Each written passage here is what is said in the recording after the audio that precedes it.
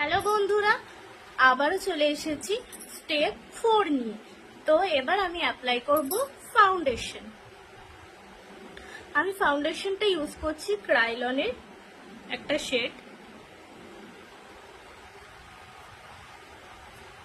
ফাউন্ডেশনটা ভালো করে অ্যাপ্লাই করে নিতে হবে আর খুব বুঝে অ্যাপ্লাই করতে হবে।